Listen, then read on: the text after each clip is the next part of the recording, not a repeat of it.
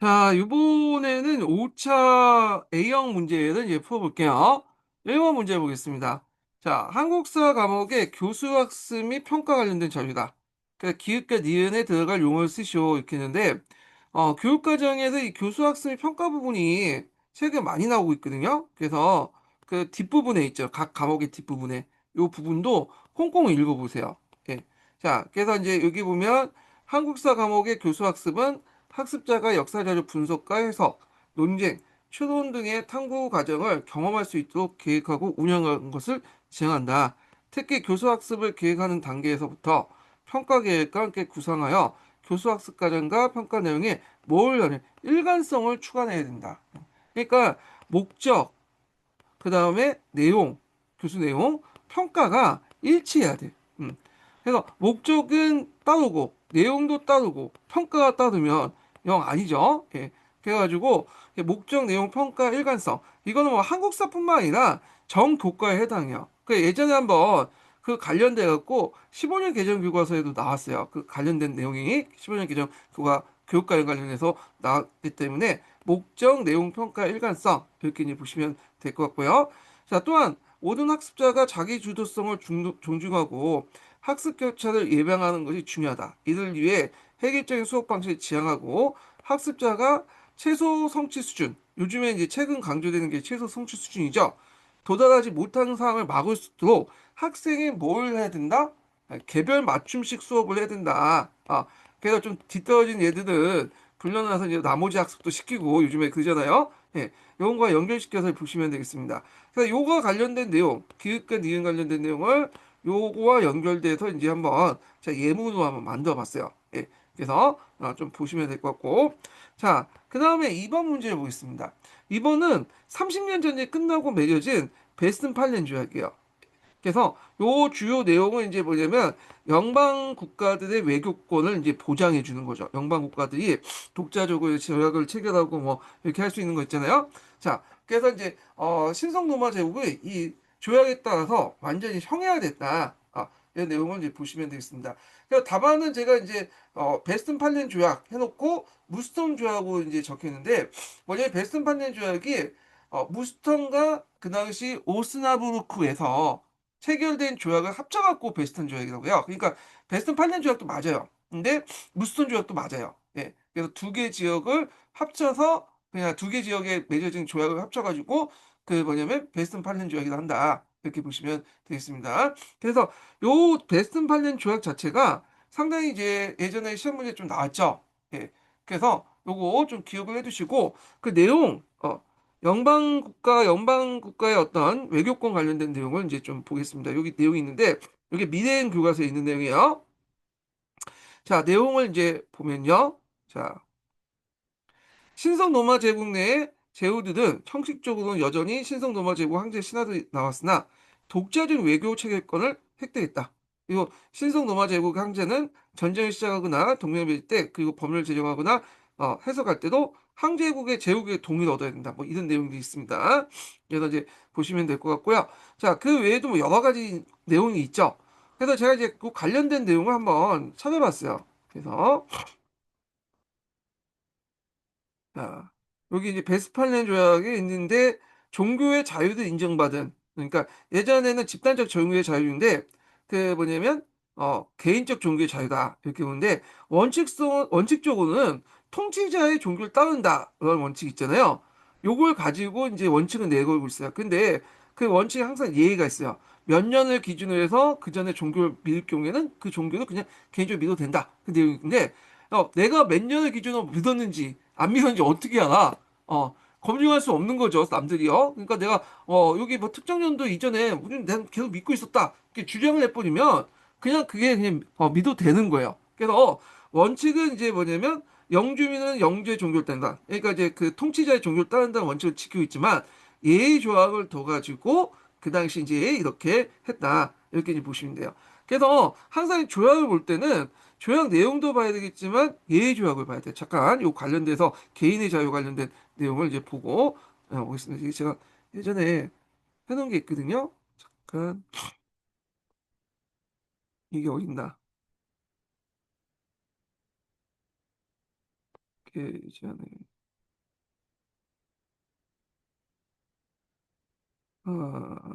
여기 있네. 자, 이게 제가 이제 예전에 답변했던 건데 이게 기준 연도가 몇냐면 1627년이야. 그래서 베스턴팔렌 조약도 아우크스부르크 종교회, 그러니까 지배자의 종교 원칙이 있어요. 근데 이거는 원칙일 뿐이고 예외가 있어. 1627년 이전에 다른 신앙을 갖기 시작한 사람은 설령 거주 지역의 통치자와 다른 신앙이 있더라도 자신의 신앙을 유지할 수 있다. 그리고 그녀의 자녀에게 자신의 신앙을 가르칠 수 있다. 이런 거죠. 그러니까 공적인 장소에서 뭐 하지 않은 이상 1620 이전에 뭐 어떤 종을 믿으면 다 그대로 인정하겠다는 거야. 그래서 이게 이제 예외 조약인데 시간이 지나면서 이제 원칙이 예외가 돼버렸죠. 그래서 이게 이제 종교의 자유를 인정한다. 개인의 종교의 자유 이렇게 보시면 돼요. 그래서 요 아우크스부르크 종교 하위 원칙만 딱 보는 분들은 베스튼팔렌 조약 때 무슨 개인의 종교 자유를 인정했냐 그렇게 하신 분들이 있는데 항상 뭐냐면 예를 보셔야 돼. 예를. 얘가 시간이 지나면 원칙이 돼버려. 예. 그래서 이런 것들 이제 보시면 될 것 같습니다. 자, 그래서 제가 이거 예전에 한번 답변한 내용이거든요. 한번 쭉 읽어보시고요. 화면 정지해서. 자, 그 다음에 이제 또 내용을 이제 좀 볼게요. 어디까지 했어? 자, 그 다음에 이제 요 빗대 보면 이제 프랑스 알자스 지역을 이제 뭐냐면 인정하는 그런 내용이 있고, 그 다음에 이제 스위스 네덜란드 독립전쟁은 인정했죠. 그래서, 그 당시 네덜란드 계속 전쟁 중이었죠. 예, 그래서 그걸 이제 마무리한 조약이 그 조약이었다. 자, 그리고 연방 국가들의 어떤 이제, 뭐냐면, 어, 그 뭐냐면 영토 주권과 외교권을 인정해 주는데, 그래서 이제 외교권 관련된 내용이 이제 어디냐면, 오나브스크 조약이 있다고 되는데, 이거는 문스트 조약이 아니네. 오나브스크 조약도 있고 문스트 조약도 있어요. 두 개 다 있어요. 이게 교과서에서는 문스트 조약으로 돼 있거든요. 자, 하여튼 요 내용을 보면 연방 국가들의 이제 뭐냐면 그 외교권을 인정하는 그 내용들이 있다. 외교권을 공식화시키고 사실상 주권 인정해줬다. 이렇게 이제 보시면 되겠습니다. 자, 그래서 결론적으로 베스턴팔렌 조약 결과 연방군의 외교권을 포함한 사실상 주권을 보유하면서 신성노아 제국은 300개가 넘는 주권국가 늘상 연합체 형태로 바뀌었다. 이렇게 보시면 되겠습니다. 자, 그래서 이제 이후에 유럽은 이제 베스튼팔렌 체제로 넘어갔다. 이 베스튼팔렌 조약은 이슈엘리가 만들었거든요. 그래서 유럽에 이제 3대 외교관이 있어요. 리슈엘리와 그다음 리슈엘리, 그러니까 루이스 3세 때 이제 리슈엘리에가 있죠. 리슈엘리와 그다음에 이제 메테네니, 그다음에 이제 그 비스마르크. 그래서 니슈레이가 만든 체제는 베스턴팔렌제야 체제. 그 다음에 메테르가 만드는 빈 체제. 그 다음에 우리가 이제 비스마르크 만든 비스마르크 체제 같은 그 전후 이제 국제 질서를 만드는 그 세 명의 유명한 외교관, 외교 천재에 관련된 것들인데 하여튼 뭐 이렇게 이제 보시면 되겠습니다. 자, 그 다음에 이제 넘어가서요. 예, 이거 끄고 자, 여기 보면 3번 문제 볼게요. 3번 문제. 자, 여기 이제 관련된 내용은 뭐냐면 정통 칼리프 시대와 시아파와 순위파 관련된 내용이야. 예. 그래서 이제 요즘에 중동에 저도 지네끼리 치고받고 싸우잖아요. 자, 그 중동사도 한 3, 4년에 한 번씩 내는 것 같아. 좀 약간 공부해야 되겠지만 그래도 이 공부하기 좀 그런 계륵 같은 그 존재가 이제 중동사인데 자, 여기 뭐 기억의 인물과 동일한 종교적 지위를 가진 니은의 인물을 쓰시오. 요거는 이제 아부바르크군요. 여기 아부카 행정이니까 여기 추쳐 보시면 알겠죠? 여기 니은은 여기 보면 여기 들어가는 건 알리라는 사람이에요. 알리. 예. 그래서 알리도 이제 뭐냐면 칼리프죠. 정통 칼리프. 예, 들어간 마지막 4대 알리고 자, 기읒과 니은의 인물이 이스라엘을 통치했던 시대의 명칭을 쓰죠. 정통 칼리프 시대 이렇게 이제 보시면 되겠습니다. 자, 그래서 이제 알리 다음부터 이제 세스 칼리프 시대로 넘어가잖아요. 그래서 그때 이제 뭐 이후에 이제 알리의 이제 그 자손이 또 후사인가 그 아들이 이제 죽은 문제에 둘러싸고 완전 대립을 한 다음에 순위파와 시아파로 나눠지죠. 예. 그래서 이렇게 있고 그래서 이제 작가님 요 관련된 내용을 한번 찾아봤어요. 여기 정통 칼리프는 이제 보통 이제 그 후계자, 올바르게 인도된 후계자, 무하메드 이후에 그 당시 이슬람 공동체에서 선거를 통해서 선출된 4명의 칼리프를 얘기한대요. 그래서 아부바크르 앞에 얘기한 1대 칼리프, 2대는 우마르, 3대는 우스만, 4대는 알리인데 여러분 다 외울 필요 없죠? 그냥 알리만 외워주시면 돼요. 예. 그래갖고 이제 있고 자, 이 중에 이제 순위파하고 시아파가 좀 이 정통 칼리프의 칼리프 인정하는 게 좀 달라요. 일단은 아부바크, 우마르, 우스만, 알리를 다 순위파에서 인정하죠. 능력만 있으면 된다라는 입장이기 때문에. 그런데 이제 그 시아파는 뭘 하냐면 그 알리만 인정하죠. 알리. 왜냐면 시아파의 기준이 뭐냐면 칼리프는 혈통을 강조한 거야. 무하메드 혈통을 강조하기 때문에. 그 알리는 무하메드의 이제 조카이면서도 이 사람이 이제 뭐냐면 또 사이거든요. 아마 근친혼 때문에 이렇게 그 당시 이제 근친혼 행해졌으니까 그렇기 때문에 피가 흘렸죠. 무하메드 피가. 그래서 이제 이런 내용들 좀 보시면 될 것 같고, 자, 그 다음에 이제 시아파와 순위파 이제 사울이 어떻게 이렇게 나눠졌냐. 요게 이제 쭉 있는데, 요거 이제 순위파, 시아파에 이제 분열돼서 이미 예전부터 이제 움마, 그러니까 이슬람 공동체 그런 분열 징조가 있었어. 그 칼리프의 어떤 지위 문제 가지고. 그래서 결국에는 이제 이런 의견 자체 때문에 결국에는 이제 완전하게 이제 뭐냐면 그 후세인이 죽은 후에 이렇게 나눠졌다. 그래서 순위파가 절대 다수고 시아파는 소수죠. 그래서 주로 이란을 중심으로 해서 시리아 이렇게 해갖고 시아파 벨트 있잖아요. 이란, 이라크 이렇게 시아파 이렇게 그 이란으로 연결된 그 시아파 벨트가 여기 있고 나머지는 거의 순위파예요. 순위파. 예. 그래서 이제 이렇게 보시면 되고요. 자, 시간 관계상 이거 다 언급하지 못하지만 이 순위파와 시아파의 차이점 요거 좀 보시는데 그 교과서에 나오는 것은 이 정통 계승의 순서에서 순위파는 4대 다 인정하는 데 반해서 이에 반해서 이제 그 시아파는 얘네들은 이제 그 참타자 보고 알리만 인정해요. 알리만. 그리고 이 알리 계승자를 이만이라고 해. 근데 이만도 몇 쭉 있어. 1대 이만부터 해갖고 이제 했는데 그 12대 임마까지 인정한 건 12임마파. 7대 임마까지 인정한 건 7대 임마파. 9대까지는 9대 임마파인데 그 이만을 어디까지 인정했다 시아파도 또 이렇게 종파 나눠지거든요. 그 중에 주류가 뭐냐면 12대 이만은 인정하는 그 사안까지 이제 뭐냐면 12임마파가 주류예요. 시아파. 네. 그래서 이제 뭐 이렇게 했는데 뭐 이런 것들을 이제 보시면 되겠습니다. 자, 그 다음에 이제 4번 문제를 볼게요. 4번 문제. 자, 4번 문제는 구한말 때 이제 패전개혁 관련된 내용인데, 요게 이제 들어갈 내용은 교정청이죠. 교정청. 그래서 일자 강요하니까 우리도 개혁할 수 있다 해서 교정청을 이제 만들어가지고, 그다음에 동학농민 운동의 어떤 개혁 주장 내용 중에 사회적 요구나 뭐 이런 것들 받아들이고 이제 집어넣죠. 그리고 여기에 보면 이제 이은에 들어갈 것은 여러분들 알다시피 이건 뭐야? 직강소죠. 그래서 예전에 직강소의 의미 그 시험 문제 나왔죠. 그래서 예전에 기출문제 나왔던 게 직강소다. 이렇게 이제 보시면 되겠습니다. 자, 그 전라도 일대에 직강소 설치해서 폐전개혁을 했다. 이 주 내용을 보면 이제 여기 있어요. 자, 그러면 요 관련된 내용을 잠깐 이제 좀 살펴보겠습니다. 자, 여기 보면 이제 교정청과 직강선 1894년 동학농민 운동 과정에서 이제 발생한, 그러니까 전후도 이제 비슷한 시기에 발생한 내용이고, 교정청은 조선정부, 그 다음에 동학농민 운동은 직강소. 이게 좀 차이점이죠. 그래서 교정청은 이제 일본이 계속 이제 그 뭐냐 개혁을 명분으로 주둔하려고 하니까 우리도 개혁할 능력이 있다, 의지가 있다 이런 것들을 보여주기 위해서 교정청을 설치했죠. 자, 근데 이제 이게 이제 일본의 눈에 거슬렸던 거죠. 그 경복궁을 포위하고 고종을 굴복시킨 다음에 이 교정청을 폐지하고 군국 기무처를 설치해서 1차 갑오 개혁을 이제 했잖아요. 그래서 이제 그 갑신전변에 이제 그 뭐냐면 갑오 개혁의 이제 어떤 특징에 대해서 성격에 대해서 얘기할 때 교정청은 나름대로 자율적, 제한적 자율성론의 뒷받침 증거가 되고 그 군국 기무처의 타율성에 이제 어떤 성격을 띠고 있다. 이렇게 평가가 그렇게 되고 있죠. 그 밑에 교정청 관련된 사료가 있고요. 자, 그 다음에 그 밑에 직강소가 있어요. 직강소. 직강소는 이제 농민이 스스로 이제 자신의 요구사항 패전 계약을 실시하기 위해서 전라도를 중심으로 했어요. 물론 전라도 다 일대가 아니라 나주는 이제 제외하고 그 일대 이제 했고, 그래서 이걸 통해서 이제 있고 그 밑에 이제 패전 개혁한 내용이 있죠. 예.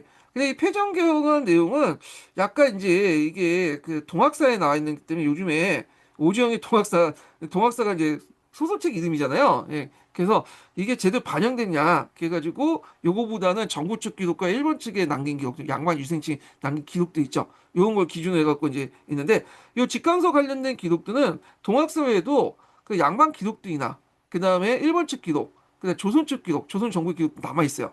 그래서 이렇게 있는데 여기에서 얘는 요걸 패전 계약을 제시했고, 자 거기 오한영의 일기 있죠. 요거는 이제 양반 귀족층의 입장이었습니다. 양반 귀족층은 이제 나주 지방 항리네요, 여기는. 예, 나주 지방 항리 입장에서 쓴 거예요. 예, 그래서 이 나주 지역 같은 경우 양반의 이제 세력들이 강하고 기득권자가 강했던 지역이기 때문에 여기는 이제 직강소가 설치되지 않았어요. 아마 다른 지역에 가갖고 이제 보고 쓴 것 같아요, 지금. 예, 그래서 상당히 부정적으로 썼다라는 걸 보시면 되겠습니다. 그래서 동학농민운동은 일어날 때 양반들이 그 뭐냐면 이 동학농민운동 진압하는데 앞장섰어요. 예. 그러니까 우리가 알고 있는 안중근도 있죠. 안중근도 뭐냐 어렸을 때, 그러니까 아주 젊었을 때 이제 동학농민들 진압을 했대. 그때 이제 참여했는데 뭐 일본이 좋아서 그런 것보다는 이게 감히 그 저 천민들이 어디에서 농민들이 이제 평민들이 이제 우리한테 개겨 이런 게 신분감 마인드 때문에 거기 참여했던 사람들이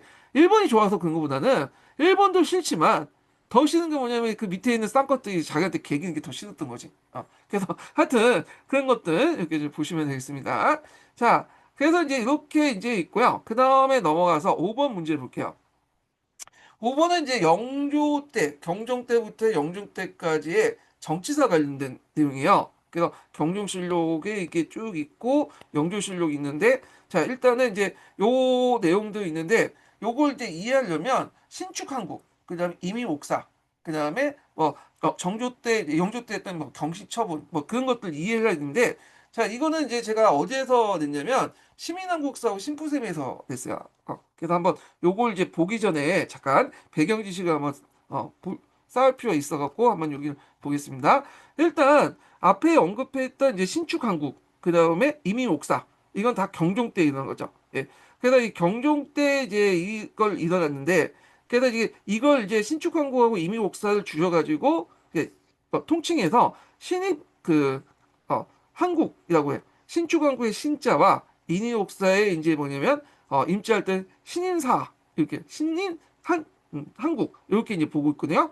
자, 신축한국은 이제 원래 그 1722년 경종이 즉위년도에 직후에 발생했는데 자, 그때 이제 그 전에는 노론이 집권하고 있었죠. 그래서 이제 경전 초기 때도 노론이 집권했어. 그래서 노론이 경종을 압박하고 서론의 역공을 받아서 결국에는 노론에서 서론으로 이제 뭐냐면 정권이 교체됐던 것이 신축한국이거든요.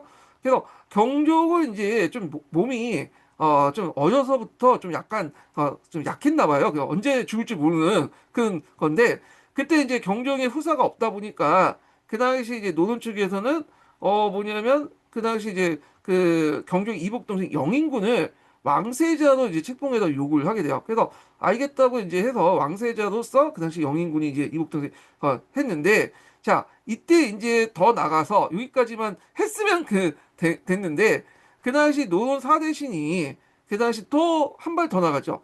영인군의 대리 청청을 요구한 거야. 그러니까 너 이제 정치하지 말고 영인군한테 이제 모든 것을 맡겨라.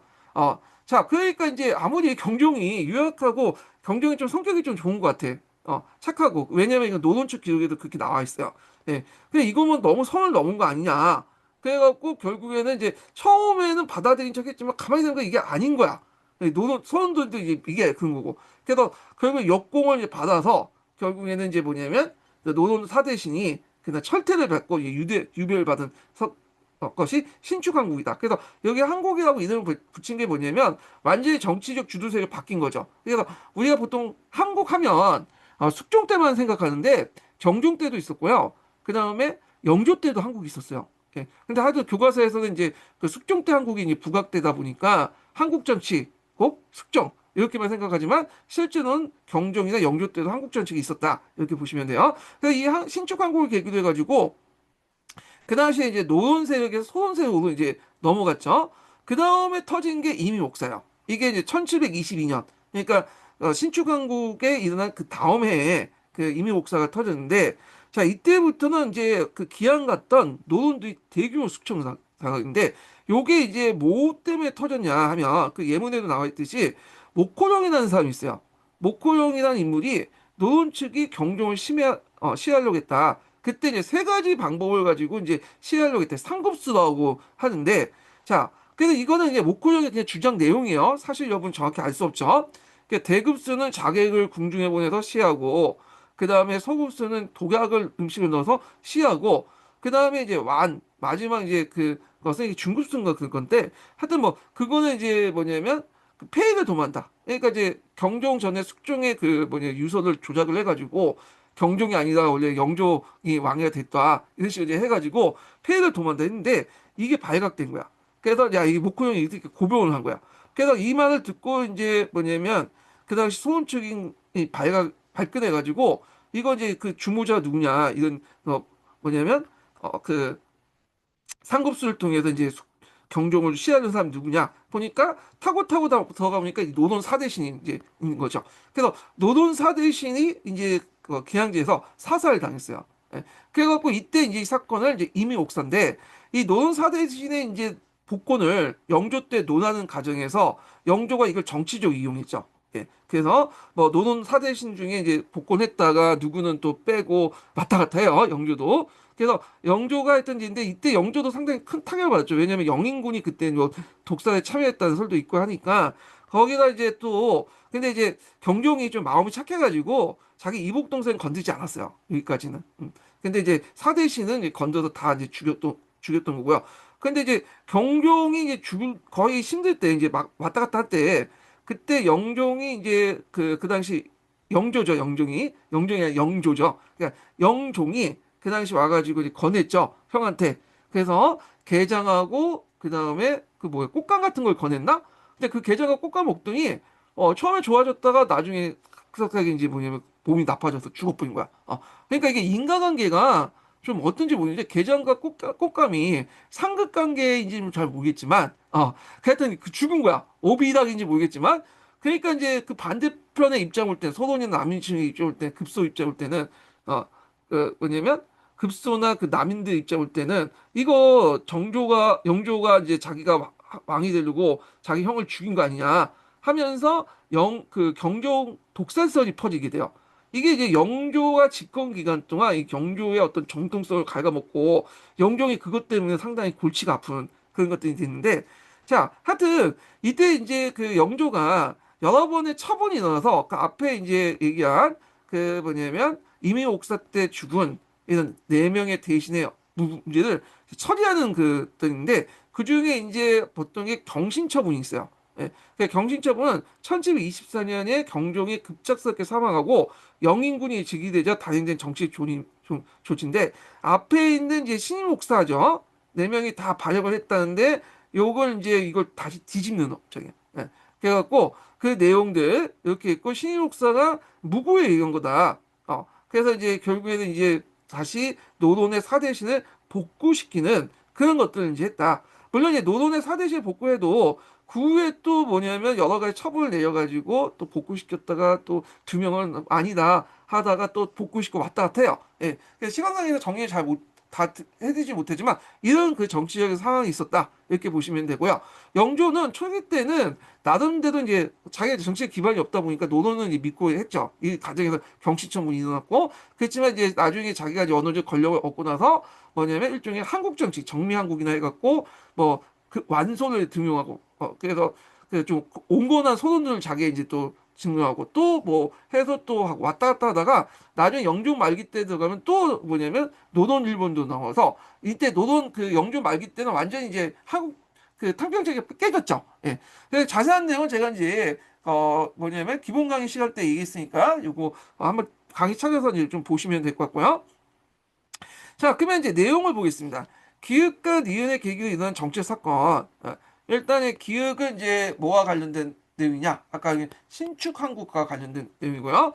목포요 고분과 관련된 내용은 이미 목사와 관련된 내용이고, 그 다음에 이제 이와 같은 게 이제는 이렇게 이제 교솔 내리기를 이렇게 해가지고 신축년 이렇게 이제 쭉 있는데 요거는 이제 뭐냐 경신처분 관련된 내용이다. 이렇게 이제 보시면 되겠습니다. 자, 그래서 있고, 잠깐만요.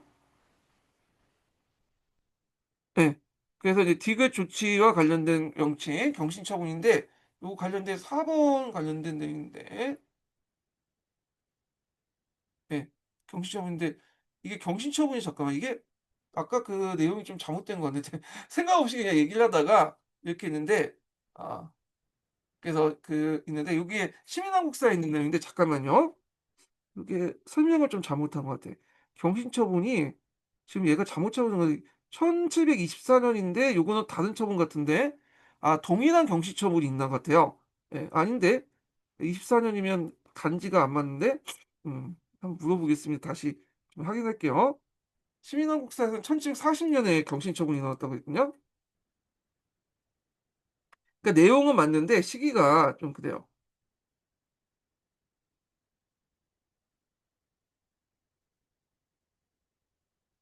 모르겠어요. 이게 연도가 얘가 잘못 제시한 것 같은데 지금.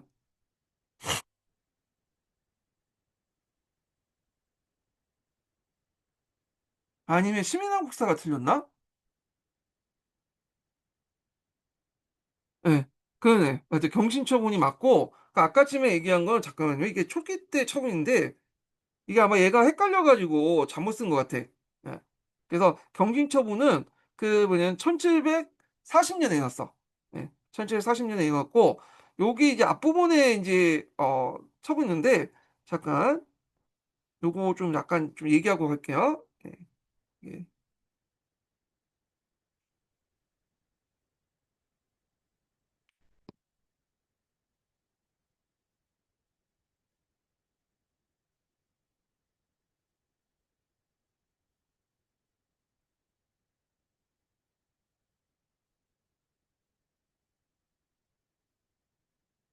자, 이렇게 처분들인데 이게 시민왕국사의 경신처분만 나와 있지만 다른 책에서는 여러 책이 처분이 나와요. 그래서 그걸 좀 정리를 좀 해보겠습니다. 자, 요거 하기 전에 세 번째 인증번 알려드릴게요. 세 번째 인증번은 70번입니다. 예, 세 번째 인증번은 70번이에요.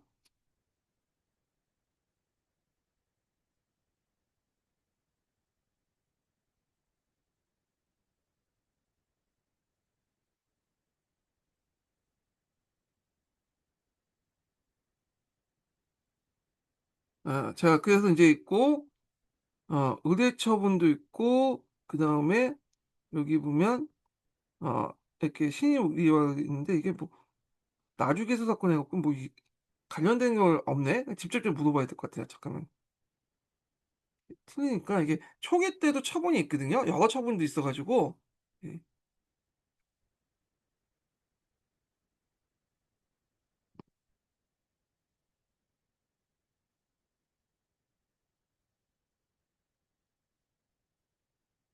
이게 제가 기억했었는데 까먹었어, 저도.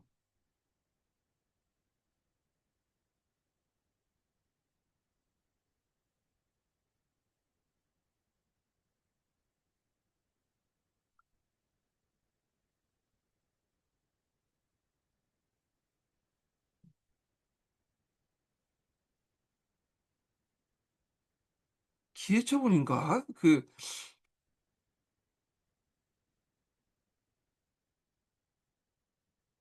을사처분이다. 예, 을사처분. 그래서 을사처분이 있어요. 을사처분. 예, 을사처분. 그래서 을사처분인데 을사처분 때 이제 했다가 신원 중에 두 대신을 제외하고 또 또 역적을 못 다가 다시 이제 뭐냐면 여기 경신처분을 통해서 다시 이제 복귀시키는 그런 것도 있거든요. 예. 그래서 하여튼 처분이 많아요. 예. 그래서 일단 이렇게 있고, 자, 그래서 이제 니은의 계기로 일어난 정치 사건 내용을 니을 중심으로 이제 서술할 거. 아까 이제 그 정치 사건 노론이 이제 그 아까 이제 얘기한 그 임의 옥사를 이제 니은을 이제 중심으로 이제 얘기하면 노론 측 상당수가 항해를 당했고 노론 사대신을 써야 돼요. 당시의 왕세자 특히 그 영주와 관련이 있다고 거론되기도 했다. 그래서 이렇게 해서 이렇게 있는데 이거는 이제 시민왕국사에 있는 내용이니까 한번 이제 주 4번에 한번 참조를 해주시고요. 자, 그 다음에 6번 문제 보겠습니다. 자, 여기 보면 정근대 시대 중국의 토지제도와 관련된 제도이다. 작성 방법에 따라서 작성해라. 그러니까 이거는 이제 그 북위의 균전제에 관련된 내용이야. 균전제. 그래갖고 균전제 같은 경우에는 이제 여기 보면 경제적 목적에 따라서 이제 균전제를 쓰라고 하는 거잖아요. 그래서 오랜 전란으로 황폐해진 농경지 노동력을 갖춘 몰락 농민의 분배함으로써 농업생산을 높이고 안정된 어떤 세수와 요역을 확보하기 위해서 다 이렇게 쓰시면 되고요. 자, 기업 관련 토지 실시를 위해서 선비적 경제 구조가 어떻게 경제 구조에 어떤 영향을 미쳤는가 써라. 그래서 이제 농경사회, 유목경제에서 농경사회로 경제가 전환됐다. 자, 요 관련된 내용 신동계에 있거든요. 한번 그 줄을 참조하시고요. 그 다음에 이제 지목 관련된 내용이 있어요. 그래서 여기에 들어갈 디귿과 디귿에 지목을 써라. 이렇게 있거든요. 디귿은 이제 상전이고요. 그 다음에 마전이에요. 예. 그래서, 있는데, 보통 이제 나오려면 북위의 균전제와 당나라 균전제 비교해갖고 나올 수 있잖아요. 예. 그래서 이거 좀 비교해서 보시면 될 것 같고, 지금까지 뭐 균전제가 시험에 나온 적은 없어, 별로. 그러니까 나 예전에 사지선당 해가지고 한두 문제에 언급된 적이 있거든요. 그 외에는 나오지 않아. 이게 되게 중요한 부분인데 안 내더라고요. 자, 하여튼 제가 이제 요거 관련돼 가지고 관련된 내용을 한번 이제 또 봤습니다. 찾아봤습니다. 그래서 이제 여기 잠깐 이제 보면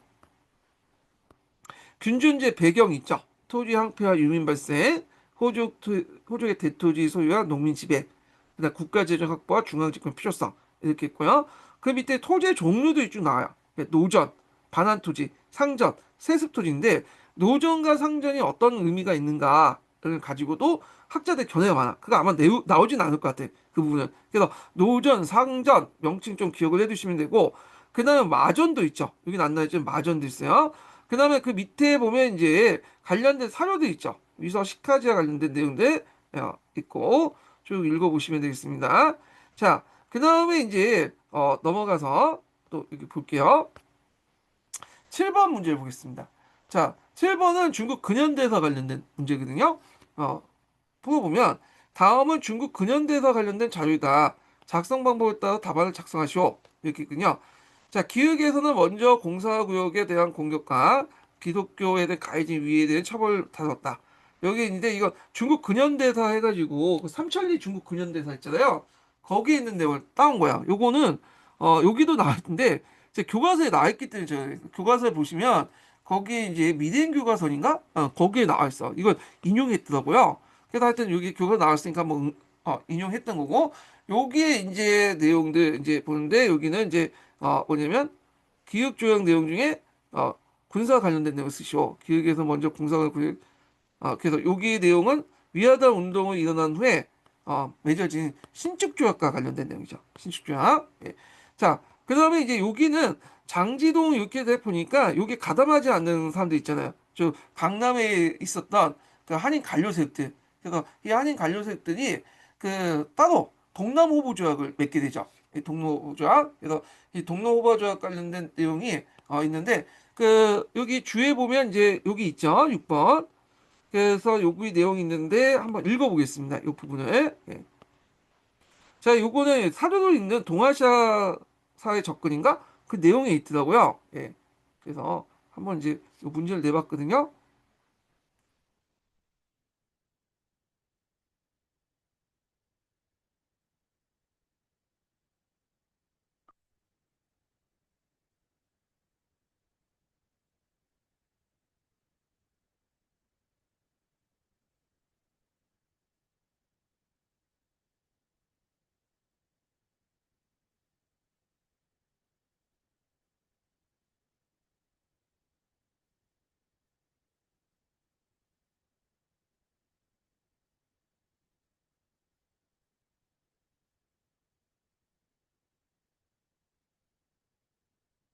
네.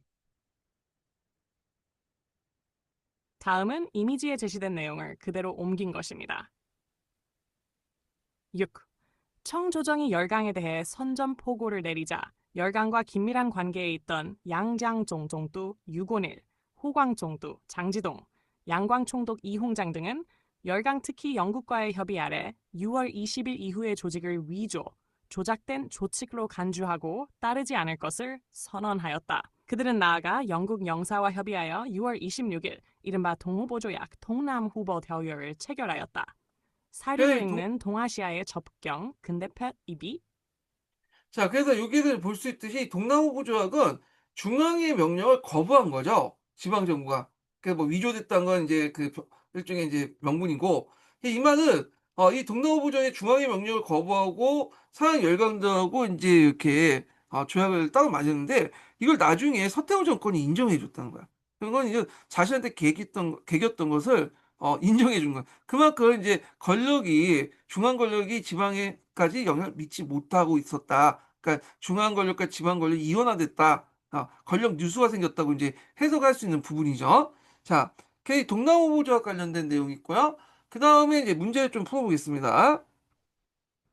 자, 여기 이제 또 문제를 보면요. 자, 여기 어디야? 자, 니은 사건 관련 사건 이유. 그러니까 니은 사건이 위하단 비적이니까 위하단 사건이죠. 자, 제국주의 열강의 중국에 대한 인식을 서술했고, 그래서 이제 이걸 진압하면서 중국민의 거센 항전을 본 거야. 이런 것들. 거센 뭐냐면 그 뭐냐, 이거 뭐랄까, 중국인의 항전, 중국 항전을 보게 된 거야. 그래서, 이게 직접 지배보다는 이제 간접 지배가 낫겠다. 가부를 포기하게 된 거죠. 그래서, 그 당시 연합군 측은 중국의 직접 통치 어려움을 인식하게 되었고, 이제 나눠 갖겠다는 예전의 가분, 인식이 없어지게 됐다. 이렇게 보시면 되고요. 자, 니은이 지계성으로 이제, 올라오게 된 계기를 디귿에 일어난 일로, 계기가 된 디귿에 일어난 일을 기술해 볼 건데, 자, 위에 하던 비적이 원래는 상동성에 있었죠. 근데 얘네들이 직계선에 올랐어. 직계선은 오늘날 북경 주변에 하복성이 있대요. 이게 오늘날 경기도하고 비슷한 지역인데, 자, 왜 하복성까지 올라갔냐, 직계선까지. 그 당시 산동숭문으로 왔던 원세이가 육군을 동원해서, 신군을 동원해서 위하단 운동을 많이 강력히 진압을 했기 때문에 위하단 세력들이 북쪽으로 올라갔다. 이렇게 보시면 되겠습니다. 자, 그러면 요게 관련된 이제 사료들을 이제 좀 볼게요. 여기 보면 신축조약 내용이 있죠. 베이징 위증서. 그래서 여기 중에 이제 제가 이제 물어보는 게 여기는 건너뛰는데 여러 가지 내용 이제 군사 관련된 내용을 물어봤잖아요. 그 중에 탱진 앞바다에 있는 대곡부대를 없애달라. 이 대곡부대가 이제 항상 걸림돌이었거든. 그리고 해체하고 이런 내용들을 좀 기억을 해주시고 그 다음에 이제 또 뭐냐면 북경의 공사관 구역을 설정하고 그 공사관 구역과 철도 연변에 군대를 주둔해라. 그러니까 북경과 철도 연변, 그러니까 북경과 상해 간의 철도 연변에 군대가 들어오게 된 거야. 예, 이게 이제 군사적 조치와 관련된 내용이다. 이렇게 보시면 되겠습니다. 그래서 그 밑에 대고포대에 관련된 내용들 있죠. 탱진 외곽에 있는 거고, 바다로 들어올 때 이제 이 탱진 외곽, 탱진 거쳐서 또 베이징으로 들어오기 때문에 여기 항상 이제 침략로에서 이제 항상 막히는 곳이잖아요. 그래서 결국에는 이 포고를 해체시켰고, 그 다음에 외국군 준둔이 있죠. 베이징, 그 다음에 베이징하고 연결된 이제 뭐 상해나 뭐 철도 이런면에 자 외국군대 주둔시킨 권리가 있다. 예. 그래서 요 내용들. 그래서 이제 외국군 존던이 그 주권 완전 박탈하고 연결되지는 잘 모르겠지만 자 그 당시 맥락에서 볼 땐 그런 것 같아요. 자 그래서 요 내용들 이제 파악을 해두시면 되고요. 전에 그 베이징 의정서 관련된 내용이 시험에 나왔죠. 그래서 물어보는 문제도 나올 수 있을 거예요. 뭐 다 쓰라고 나올 것 같진 않고 어떤 조건이 주어지고 제한된 방식으로 물어볼 수 있겠죠. 자, 그 다음에 이제 9번을 이제 보겠습니다. 9번이 아니라 8번을 볼게요. 8번. 자, 다음은 서양 중세사 관련된 자료이다. 작성 방법에 따라서 답안을 작성하시오. 이렇게 했거든요. 자, 이건 십자군 전쟁과 관련된 거예요. 십자군 전쟁. 예. 그래갖고 이제 이렇게 있는데, 자, 일단은 이제 문제를 풀어보면서 이제 보겠습니다. 자, 당시 교황이 기읒이 구상한 의도를 쓰시오. 이렇게 있는데, 자, 여기 보면, 그레고리 7세는 그리스도교를 평사에 소집해서 믿음의 형제들 억압받는 땅을 회복하고 예루살렘을 다시 하나님의 백성의 손에 되돌리게 한 원조를 했다.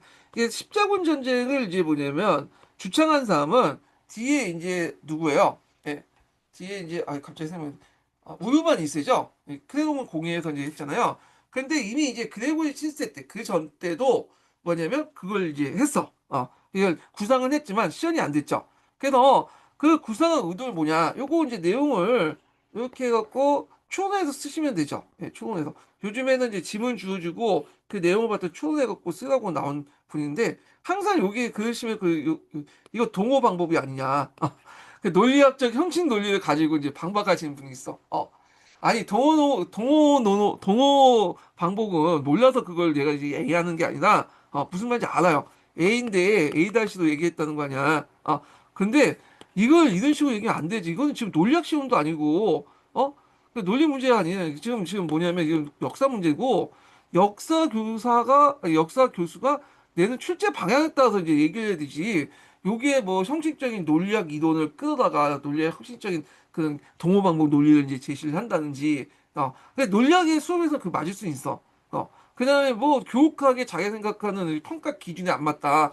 그 평가 기준을 누가 역사 교수님이 그걸 달다 외우고 들어가요. 역사 교수 그쪽 그 평가 부분에 이제 전공하는 역사 교육 역사 교육학자가 아닌 이상은 역사 교육을 전공한 교수가 아닌 이상은 그게 이제 그 신경 안 쓰고 된다니까. 그러니까 그냥 추론을 한다고 생각하면 돼요. 여기다가 예. 자, 그래서 이제 니은에 해당하는 민족을 써라. 자, 니은이 이제 뭐냐? 요거는 이제 뭐냐면 그 십자군 운동을 일으켰던 이제 원인을 제공했다. 뭐냐면 셀주크 투르크죠. 이거는 뭐 그렇게 어려운 건 아니에요. 예. 그래서 이제 셀주크 투르크 여기 이교도 관련된 내용들 이렇게 있고, 자, 디귿이 니은을 결정한 공예에 쓰다. 디귿은 이제 보면 오르반 이세가 여기 니을 우리 형제들 신속하게 지원해 주겠다고 성서 억약을 해줬습니다. 여기 이제 공예가 뭐냐 크레노몬 공예죠. 예. 그리고 그때 내걸었던 명분이 예루살렘을 이교도 해방하자. 그러니까 원래는 이제 그 발단은 동로마 제국이 와갖고 뭐냐면 좀 원조를 부탁했죠. 그러니까 그 원정을 그러니까 좀 대신 쳐달라. 왜냐면 그 당시 동로마 제국은 비잔틴 제국 싸우다가 만지케르트 전투에서 완전히 이제 소아시아 반도를 잃게 돼요. 거기에 노른자 땅이었거든요. 자, 그러다 보니까 이제 그 당시 이제 다급해진 거야. 그래서 요청했는데 우르반 2세도 이기에 자신의 어떤 이제 영향력을 좀 동로마 제국의 동방 교회의 영향력 확산시키려고 했던 생각도 있었어요. 근데 그 뭐냐면 비잔티움을 구하자, 콘스탄을 구하자 하면 사람이 안 따를 거 아니야. 그러니까 명분을 뭘 내놓으냐면 저 예루살렘을 만약 이교도 해방을 하자. 성전이다. 이렇게 이제 해서 좀 약간 각색을 시켰다 이렇게 보시면 돼요. 성지에 보고. 자, 그래서 이제 이런 내용들 보시면 되고 예전에 이제 시험문에 나왔던 게 뭐가 나왔냐면 크레농 2세가 이제 주도했던 그 뭐냐면 여기 그 십자군 그 크레농 그러니까 크레농 이사 우르반 2세가 그 주장했던 크레농 공예가 있죠. 예, 요거 나왔는데 잠깐만요. 아까 이거 보여주려고 하다가 못 보여줬네. 여기 보면 동나오보 조약이 있어요. 그래서 여기 동나오보 조약의 배경, 그래서 거기에 참가한 인물들, 예, 그 다음에 여기 관련된 사료들이 쭉 있죠. 예, 여기 있고 동나오보 조약의 내용이 있어요. 요거 우리가 이제 사화사도 없죠. 예, 그거 한번 읽어보세요. 예, 그래서 이제 있고 사료 해석 및 역사적 의의 이런 것들 좀 보시면 되겠습니다. 그래서 화면을 정지해서 한번 읽어보시는 것도 좋을 것 같습니다. 자, 그래서 이 크레노무 공의의 이제 연설 배경인데 요게 예전에 한번 시험문제 나왔어요. 오르반 2세가 딱 해가지고 연설 내용 있잖아요. 교과서도 있고 예전에 기초에 나왔던 건데 자, 그래서 이제 요게 기록에 따라서 연대기 작가에 따라서 이제 뭐냐면 좀 기록이 달라요. 그렇지만 주 내용은 이제 그 그 성지를 뭐냐면 탄환하자 그 내용이죠. 그래서 이걸 계기로 해서 이제 우리가 알고 있는 1차 십자군 전쟁이 일어나게 된 거야. 예, 요거 한번 읽어보시면 되겠습니다. 제가 쭉 이렇게 넘길 테니까 이렇게 이제 화면을 정지하면서 한번 읽어보세요. 요즘에는 사료와 관련된 내용들이 시험 문제에 나왔기 때문에 나올 수가 있어. 예, 그래서 공부하실 때 그냥 거기 기본서에 있는 내용만 달달 외우지 마시고 기본서에 있는 내용과 관련된 사료를 같이 한번 찾아서 보세요. 이 재미나이가 이게 사료 찾는 데는 되게 잘해주거든. 그래서 이렇게 하면 쉽게 이해할 수도 있고 또 암기한 내용이 구조화돼서 볼 수가 있어. 구조화돼서 암기할 수 있기 때문에 이게 이제 뭐 시발되지 않고 장기 기억으로 넘어가는데 큰 역할을 하거든요. 예. 그래서 읽고 그 사료를 이제 보면서 공부를 하셔야지 어떤 사료가 줄 때 이게 어떤 내용인지 단서를 꺼서 쓸 수가 있는 거야. 예, 추론해갖고. 근데 요즘에는 이제 그냥 주어지는 게 물어보는 게 아니라 사료가 주어지고 이제 물어보는 식이잖아요. 예, 그러니까 좀 약간 이제 이런 식으로 공부를 해두시면 좀 좋을 것 같습니다. 예. 자, 그래서 이제 이렇게 있고요. 그 다음에 이제 또 넘어가서 9번을 볼게요. 9번. 자, 9번은 이제 요거는 이제 뭐와 관련된 내용이냐면 예전에 이제 그 나왔던 그 문제 있죠. 그래서 평가 관련된 문제를 한번 이제 기출 문제를 응용했던 내용이거든요. 그러니까 평가 체계에 있는 내용, 녹색 체계에 있는 내용이고 가끔씩 이제 매년 나오지는 않지만 평가 문제가 2, 3년에 한 번씩은 나오더라고요. 예. 그래서 그 녹색책 뒷부분하고 평가 부분하고 그다음에 평가책 있죠. 그 다 읽기는 좀 그러니까 중요한 내용들은 분석 발췌해서 읽으시면 될 것 같고 제 교재 그거 좀 정리해놨어요. 예. 그래서 평가책에 있는 내용도 있죠. 그래서 그거 제시문 뭐 논리 뭐 제시문의 기준 제시문 제공의 기준의 원리 뭐 쭉 여가 있거든요. 그래서 평가 기준 원칙 같은 거 정리해놨으니까 제가 한번 녹색책 다 보기 어려우면 그거 내용을 이제 좀 보고 넘어가시는 것도 좋을 것 같습니다. 올해 평가 문제가 나올지 모르겠는데 이게 재작년에 나왔고 올해는 안 나왔거든요. 그래서 뭐냐면 나올 가능성도 있고 그래요. 하여튼 잘 모르겠어요. 학점을 못 드리겠고. 자, 그러면 이제 내용을 보겠습니다. 가는 땡땡 고등학교 한국사 수업의 수행평가 안내문이고 나는 교과협의회 나눈 대화 일부다. 작성 방법에 따라서 이제 서술하시오. 이렇게 있거든요. 자, 수행평가 내용이 있고요. 여기 뭐 그 카드뉴스 같은 게 이제 있고 그 다음에 교과협의에 관련된 내용이 있죠. 이게 아마 채점 기준을 만들고 되는 것 같아요. 그래서 그 밑에 이제 옆에 그 관련된 또 교사의 합의록 내용들이 쭉 대화 내용이 있죠. 자, 그러면 여기 보겠습니다.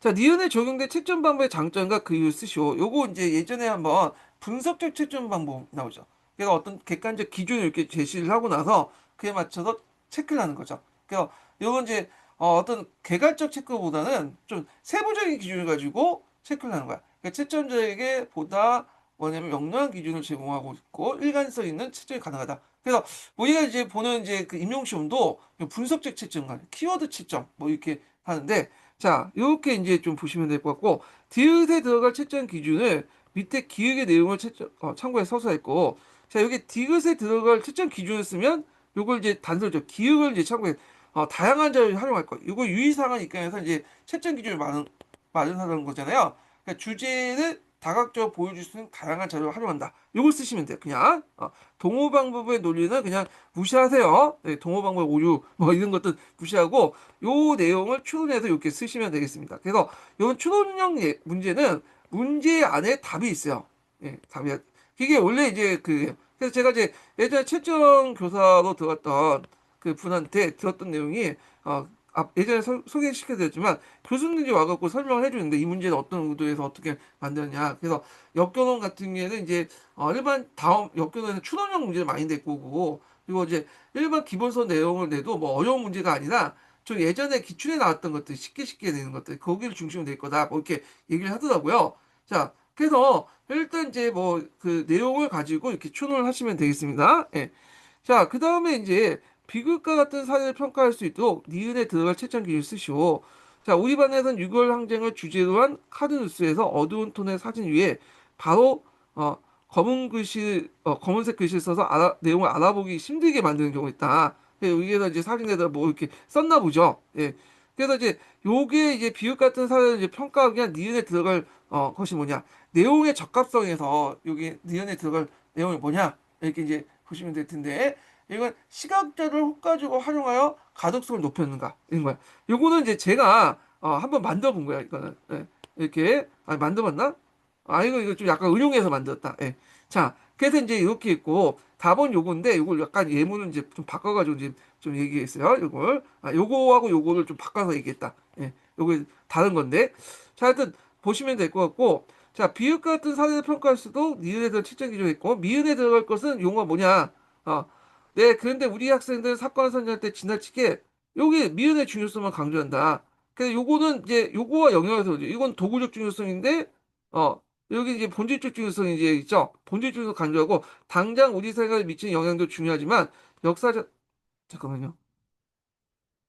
제가 답을 잘못 썼다. 예. 네, 그렇게 근데 우리 학생들이 사건을 선정할 때 지나치게 미은의 중요성을 강조한 것 같아요. 당장 우리 생활에 미치는 영향도 중요하지만 이게 본질적 중요성이 있다. 이거 답을 제가 잘못 썼네. 거기 본질적으로 되어 있는 도구적 중요성이야. 도구적인데 잘못 썼어 제가 답을. 그래서 이제 답을 좀 고치세요. 네. 그래서 요 본질적인 것을 도구적으로 고치시면 될 것 같아요. 아마 예전 문제는 그 본질적인 거인데 답을 고친다 문제는 깜빡해서 못 고치는데 도구적 중요성. 예, 도구적 중요성. 예, 좀 고치시면 돼요. 도구적 중요성. 자, 그 다음에 이제 10번 문제를 보겠습니다. 자, 다음 자료를 읽고 여기 보면 작성 방법에 따라 그 작성하시오 이렇게 있는데 요건 젤리 벤트의 방구사 관련된 내용. 예, 방구사. 그래서 젤리 벤트는 이제 동방구, 서방구, 오세아니아권 이렇게 세 개의 방구를 나갔잖아요. 예. 근데 요즘에 이제 그 트럼프가 요즘에 서방구를 되게 강조하더라고요. 서방구. 하여튼 동방구는 이제 유라시아 대륙을 이제 뿐만 아니라 그 아프리까지 다 포함되는 그 개념이죠. 자, 그래서 요 젤리베트가 특히 동방구를 이제 되게 강조했어. 그래서 동방구의 역사를 나눌 때 상호 의존성의 어떤 심화, 과정을 거쳐서 이제 나눴다. 이렇게 보시면 되겠습니다. 그래서 이제 동방구, 네. 동방구 외에도 여기 이제 오세아니아나 뭐 서방구도 이렇게 했죠. 네. 그래서 하여튼 근데 제가 서방구를 뺐어.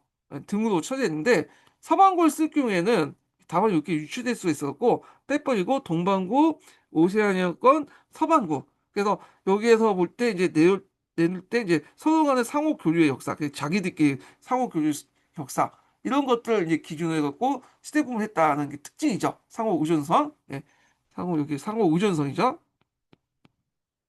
자, 그래서 여기에서 이제 그 디귿의 그는 동방구가 있는, 특히 이제 벤트가 강조되는 건 동방구예요. 동방구 개념이 오늘날 유라시아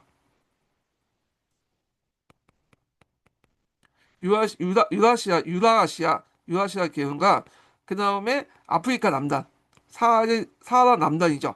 그래서 요걸 합쳐서 뭐냐면 동방구 하는데, 그래서 이제 지리산 발견 이전까지의 이제 동방구 역사를 상호 유전의 어떤 역사, 상호 교류의 역사를 기준으로 해갖고 시대 구분을 했던 거다. 그래서 이제 이 시대 구분은 이런 식으로 초기 복합 시대, 그 고전 시대, 그 다음에 고전 후 시대, 그 다음에 초연적 고유 시대, 뭐 근대 초기 등등등등 이렇게 이제 했는데 여기에서 이제 볼 때 이제 16세기 이전, 그러니까 지리산 발견 이전까지는 이제 이렇게 상호 교류 시기를 이제 여기까지가 이제 여기가 볼 수가 있겠죠. 예. 여기가 아니라 여기 중간이겠다. 네, 여기까지겠다. 여기. 예. 사는 자기끼리 교류한 거고 요때는 이제 지리산의 발견 이후 이렇게 된 건데 자 니은과 디귿에 들어갈 용어를 쓰시오. 자 니은에 들어갈 용어는 이제 상호유전선 뒤는 동방구. 그 다음에 니은 시기에 구분할 경우에 문제점. 그러니까 상호유전선을 너무 강조할 게 어떤 문제점이 있냐. 그거는 각 지역의 관점에서 보는 변화나 지속적인 문제를 제대로 반영하지 못한다. 외부적인 요인들만 하잖아요. 그 다음에 지역 상호 간의 어떤 자국만의 변화에 원동력이 되는 것처럼 인식된다. 마치 동반구, 서반구, 오세아니아 이런 것만 이제 그 안에서만 이제 왔다 갔다 하는 거 인식할 수 있다는 거죠. 자, 그래서 요 관련된 내용을 제가 갈색책에 있는 벤트의 내용들을 한번 이제 그 적어놨거든요. 이렇게 내용이 좀 많은데 일단 한번 읽어보기로 하겠습니다. 예.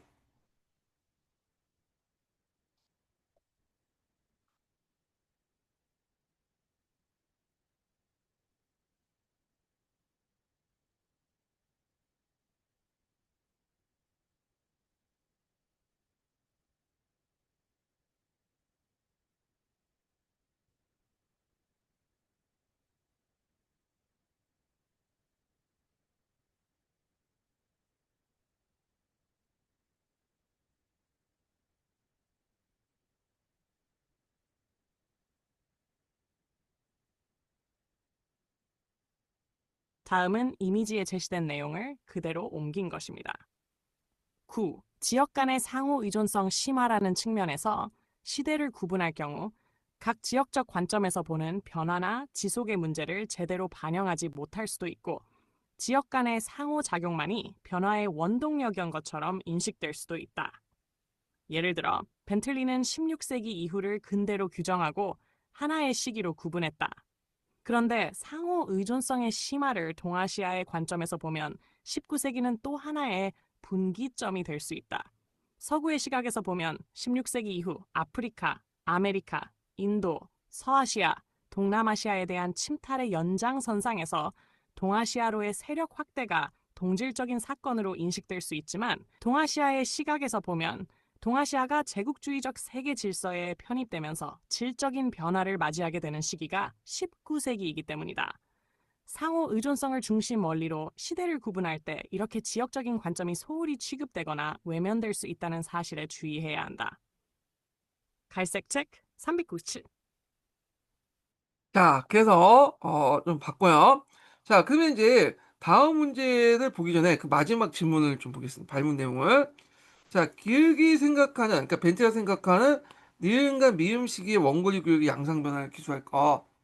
그래서 여기 보면 니은과 미음 시기 관련된 여기부터 해서 니은과 여기서 쭉 해서 미음 시기까지. 그러니까 근대 그러니까 뭐냐면 지리산 발견 이전까지의 그런 이제 시기 사이의 원고리 교육의 양상 변화를 보는데 요거 이제 갈색 책에 있는 내용 쓰시면 되죠. 처음에는 불규칙적이었지만 서기 500년에서 1000년 사이에 점차 규칙적으로 빈번해서 체계적으로 진행되었다. 그 다음에 교육 영역도 이 시기 전후로 유라시아 전역으로 확대되기 시작했다. 뭐 이렇게 이제 쓰시면 되겠습니다. 자, 그 다음에 11번을 볼게요. 11번. 자, 11번은 뭐와 관련된 내용이냐면, 삼국 동맹 형성 과정을 이제 보는 거야. 예. 그래서 요 조약 내용을 쭉 적어 놨거든요. 예. 그래서 이제 잠깐 요걸 이제 보기 전에 제가 요 관련된 내용을 좀 찾아봤어요. 자, 여기 보면 이제 2차 세계대전 때 축축국이 형성되잖아요. 예. 그래서 이때 이제 이제 조약을 맺게 되는데, 이게 이제 세 번에 거쳐서 이제 좀 구분해서 보시면 돼요. 처음에 맺어진 것이 이제 일단 베르린 로마 축축이에요. 예, 축축. 그래서 그 당시 나치 독일과 8세 이탈리아가 비공식 동맹 관계를 의미하는데, 자, 요게 이제 36년의 공식 조약이 아닌 상호 이해 협력 이정서인데, 그러니까 여기에서는 베르린 로마 축축은 어떤 공식화된 이게 뭐냐면 딱 이렇게 조약에 의해서 만들어진 게 아니라 서로 간에 이제 비공식적으로 암묵적으로 이렇게 해진 거죠. 그래서 누구나 봐도 얘네들 이제 손을 맺었구나 이렇게 보이는 그런 이제 발언들을 이제 하고 이렇게 조치를 하게 되죠. 예. 그래서 이제 있고 이게 축축이라는 것은 그 무솔링이 밀라노 광장에서 이제 그때 그 베르린과 로마의 관계를 설명할 때 썼던 말이에요. 예. 그래서 이제 그 당시 스페인 내전을 통해서 이제 뭐냐면 가까워진겠죠. 그래서 이걸 통해서 베르린 로마 축축이 형성이 됐다. 이렇게 이제 보시면 되겠고요. 자, 그 다음에 이제 요게 이제 스탈린이 밀라노 열서에서 이제 축축하기란 말 관련된 내용 있고, 그 다음에 이제 독일하고 일본과의 방공협정을 맺어져. 요 방공협정은 이제 공식적인 문서를 통해서 맺어진 거야. 이거 사료에서 볼 수 있지. 방공이라는 건 공산주의 방어한다. 그러니까 공동의 적이 누구예요? 소련 코민테를 방어하겠다고 해서 이제 하는 인접적 동맹이었다.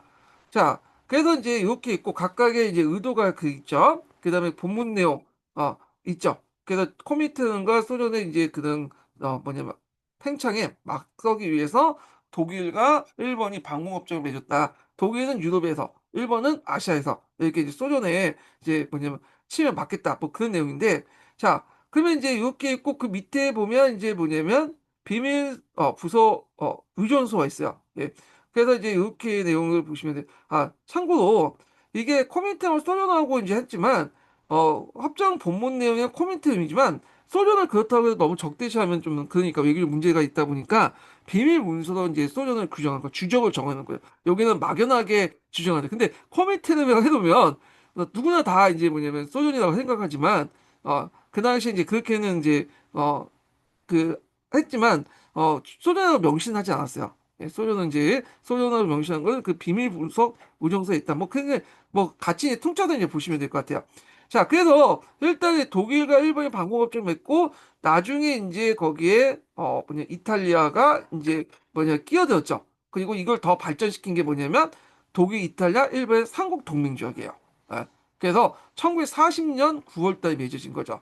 그래서 이제 이렇게 해서 독일, 이탈리아, 일본은 그 반공동맹을 이제 확장시켜서 동맹조약을 맺는데 동맹조약은 뭐냐 한쪽이 쳐들어오면 그에 대해서 대응해서 우리가 이제 공동으로 이제 뭐냐면 아니 한쪽이 쳐들어오면 다른 양쪽도 뭐냐면 자기가 쳐들어온 걸 간주하고 같이 싸우겠다는 거예요. 집단 방위 조약이다 보시면 돼요. 오늘날 나토에 있는 거와 비슷하다 보시면 된다. 그래서 나중에 이제 미국이 일본을 쳤잖아요. 아니 미국이 일본 친 게 일본이 진주만 사건을 통해 미국을 쳤잖아. 예. 그리고 나서 이제 미국이 일본한테 선전포고를 했는데 요 방공 그 동맹 조약에 따라서 독일과 이탈리아도 미국의 선전포고하게 돼요. 예. 그러면서 이제 전쟁에 이제 미국이 태평양 전선뿐만 아니라 유럽 전선에도 이제 참여하게 되죠. 그 진주만 사건 때문에 계기로 해서 그래서 이 삼국 동맹 조약 관련된 내용이 그 밑에 있거든요. 그래서 이 삼국 동맹 조약을 통해서 그 당시 베르린 로마 도쿄 축축이 형성이 됐다. 예.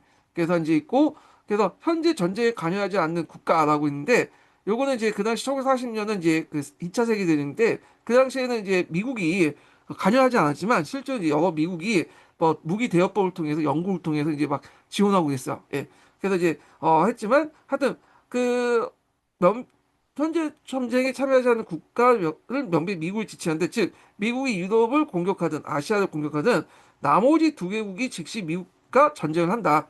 그러니까 한쪽이 공격하면 다른 두 쪽은 우리를 공격하는 걸 간주하고 같이 참여한다는 거야. 그러니까 태평양 전쟁이 일어날 때 진주와 공습이 일어나고 서로 간에 이제 선전포고를 하면서 하니까 독일과 이탈리아도 미국에 이제 선전포고를 하면서 미국이 이제 유럽 전선에 뭐냐 자동으로 참여하는 그런 이제 관계가 됐다. 이렇게 보시면 되겠습니다. 자, 그래서 이제 이렇게 있고요. 그러면 내용을 좀 볼게요. 자, 여기 보면 기읍과 미은 이제 여기 보면요. 일단은 자, 독일 정부와 일본 제국은 공산주의 인터내셔널의 목적에 헌신하는 근데 이거는 각자 보니까 우승주의고요. 독일과 일본의 방공협정 관련된 내용이죠. 자, 그 다음에 이제 있고 그리고 여기 나는 여기 내용을 보시면 알겠지만 아까 전에 얘기했죠. 이거는 삼국동맹 관련된 내용이에요. 예. 그래서 있고 자, 기읍과 미음의 조약 정치 아까 독일과 일본 간의 코민트 협정 독일과 일본의 방공협정 삼국동맹 관련된 내용이고, 자, 니은과 디귿 국가가 1936년 협정에 맺게 된 계기가 된 사건을 이제 쓰시오. 독일하고 이탈리아가 이 당시 1936년, 36년이라는 것은 이제 잠깐, 이렇게 이제 그 사건이 뭐냐면 아까 문제를 제가 잘못 만든다는 느낌이 드는데, 잠깐만요. 보면 여기 있어. 저 그 잠깐, 사람 여기 베를린 로마 축축이죠. 예, 축축이 이제 맺게 된 게 뭐냐 그 거죠. 합정보다는 축축이 낫겠다. 이게 공식적인 문서가 아니니까 예, 좀 제가 수정할게요. 예, 이렇게 고치시면 돼요. 이게 협정이라고 하면 공식적인 문서가 되는 거잖아요. 예. 그래서 추측을 맺게 된, 그 로마 추측을 맺게 된 계기가 됐던 사건이 뭐냐면, 그냥 에스파냐 내전과 이탈리아 에도피아 침략에서 그 당시 왕따 국가가 된 거죠. 둘이. 그래갖고, 요 관련돼서 이제 한번 보시면 되고, 주의 10번 관련된 내용이 있어요. 예. 그래서 제가 이게 서양사 개론에 협정이라고 했는데, 여기 보니까 협정보다는 추측이란 말이 많아요. 협정보다는 이게 공식화된 문서로 된 건 아니거든요, 축축이.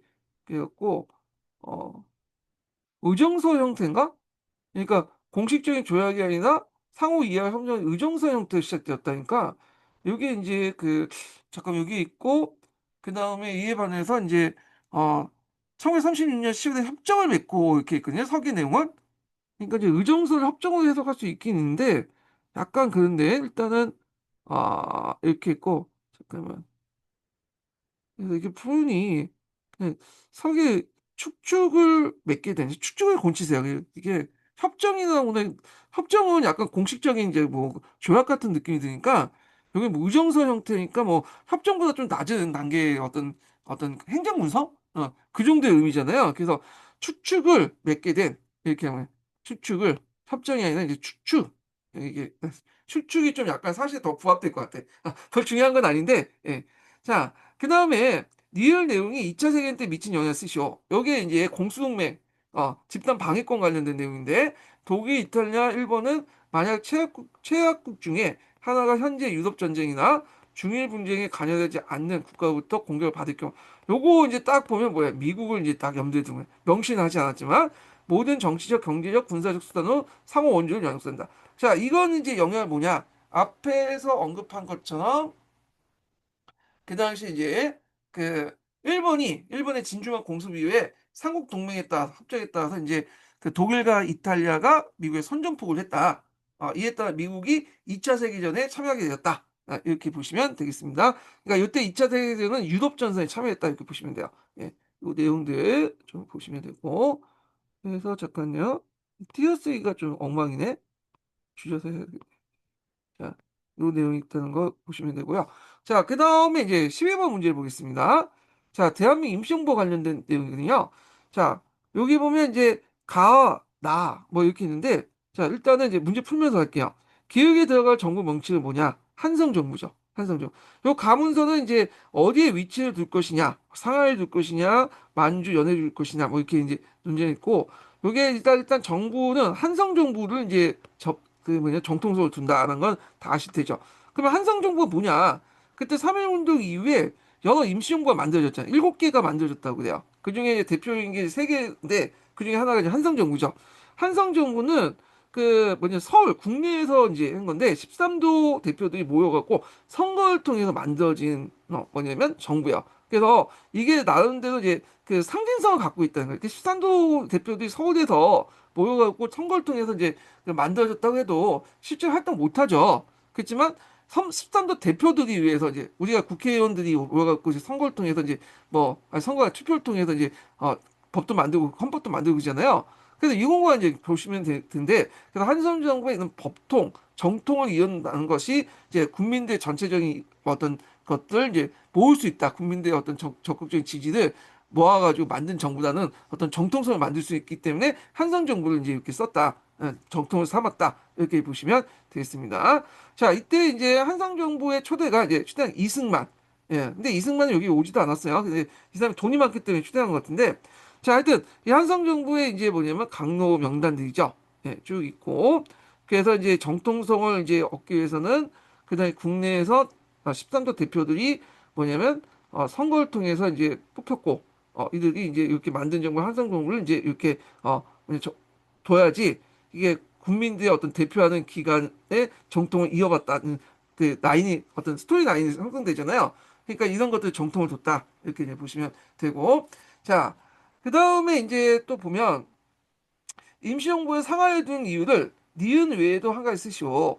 그래서 이제 결국엔 상하에 뒀는데 자 정부의 위치가 아직 상하에 둘 것이니 각지의 연락이 비교적 편리한가득이다. 그 외에도 뭐냐 상하이는 조개가 많죠. 그래서 세계 여러 나라의 조개가 있기 때문에 외교 활동이 유리하기 때문에 상하이 정부를 두기도 했다. 이렇게 있거든요.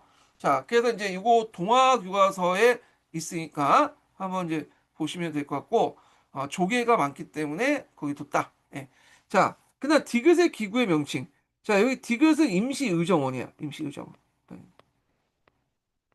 그 다음에 여기 니은의 명칭가 있는데 요거 니은에 들어갈 것은 이제 대한민국 임시현장이죠. 그러니까 이게 임시현장을 통해서 대한민국 임시헌법을 만들었어. 그래서 책마다 이제 좀 다르지만 그 동아교과서를 보면 대한민국 임시현장하고 대한민국 임시헌법을 이렇게 비교해서 이제 제시한 사료가 있거든요. 그거 참조해 주시고요. 제가 한번 또 여기에서 한번 찾아봤어요. 그래서 여기 보면 임시위정원과 관련된 내용이 있고 그 다음에 여기 대한민국 임시현장 관련된 내용이 있죠. 최초의 민주공화정 인데 임시험 한장 있고 이걸 바탕으로 해가지고 뭐냐면 나중에 대한민국 임시헌법에 기초가 되었다. 네, 이렇게 보시면 되겠습니다. 그래서 이게 헷갈릴 수가 있는데 이거 좀 눈에 발라두세요. 예, 이거 사전 명칭을 물어볼 수 있어. 그래서 대한민국 임시헌법을 적으면 안 되고 대한민국 임시현장을 적으셔야 돼요. 예, 그래서 이 내용들 보시면 되겠습니다. 자, 그래서 이제 이렇게 한번 살펴봤고요. 좀 쉬었다가 다시 B형 문제를 풀어보겠습니다. 예.